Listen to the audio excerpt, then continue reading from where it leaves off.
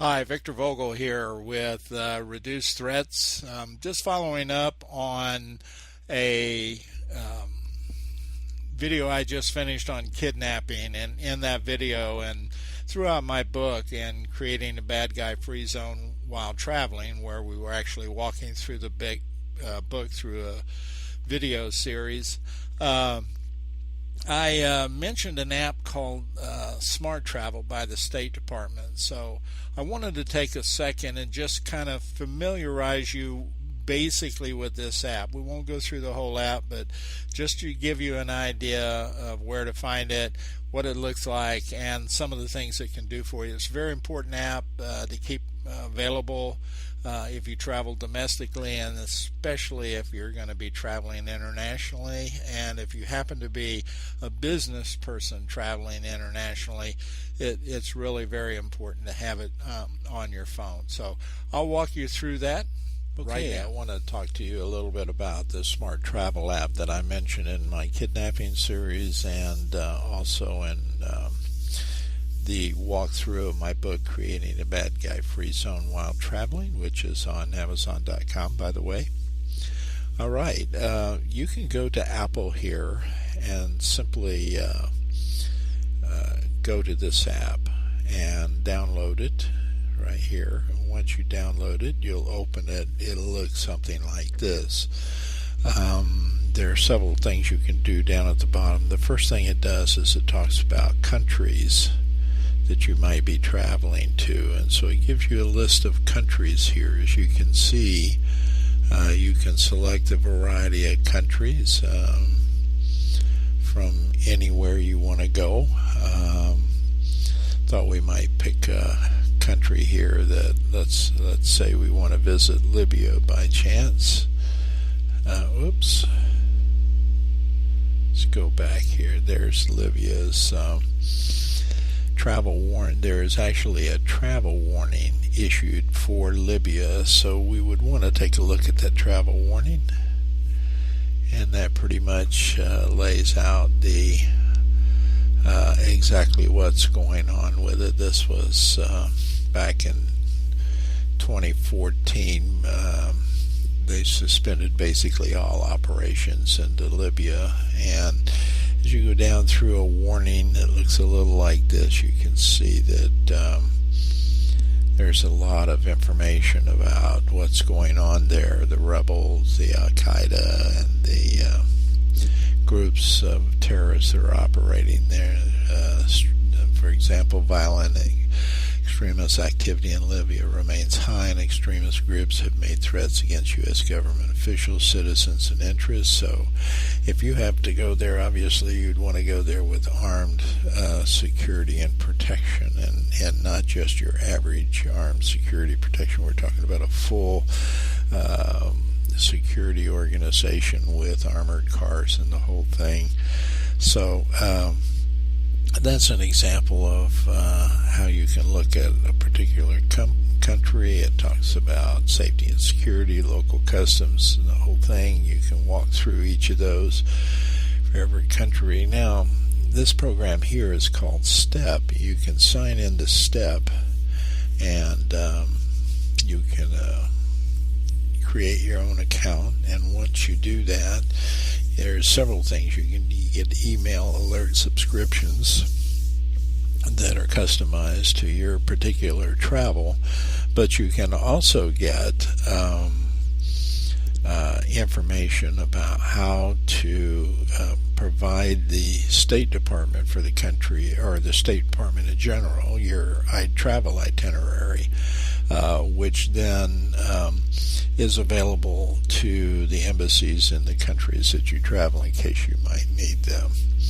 Okay, so that's just one area. Then we have here the actual advisories that are out there currently. So as we can see, Cuba, Haiti, Kenya has a travel warning. A lot of people go to Kenya. As you can see, these are third world countries, very much like we mentioned in our kidnapping sessions, that have uncontrolled territories and or have criminal or terrorist activities roaming around in them. So you would want to make sure there's, for example, here's one for Mexico where a lot of people tend to go.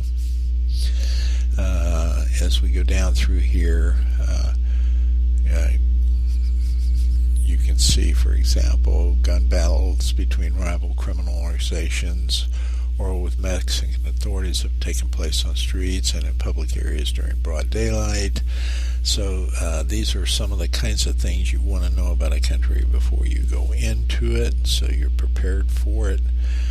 You can actually we can go over here and you can get Travel State Department alerts. From that standpoint, there's a lot of things that you can learn about the various things that are going on. These are actually tweets also. You can actually go in here and then take a look at the latest Twitter set out by the State Department. You can actually join their tweets from that standpoint and handle this, become part of their Twitter accounts from that.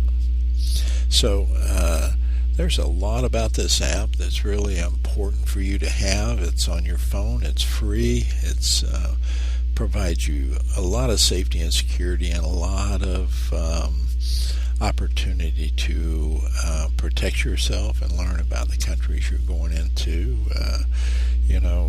Let's pick a country like France is a good one. Let's go back to France here. We can look into France. You can see there are no advisories. We can go into safety and security for France. And when traveling and living in France, you should be aware of local security situations and take appropriate steps to bolster your personal security. You should monitor the media. You should address public safety concerns to the French law enforcement. They have particular issues relative, and here's important things: reporting crimes to local police at 112 instead of 911, and contact the owners. So this is the kind of information that's available to people, that you want handy. If you happen to go there, you may want to put on your contact list the French local emergency number of 112. So keep that kind of handy. Your embassy number you might want to put in there. So these are kinds of things that you simply want to have available that you can pick up off of this app that will make it really nice for you and a lot more safe and secure. And so this app covers a whole bunch of information, and also points you to the State Department's app or website too, that allows you to go in there and gather a lot more information from the website if you choose to do so.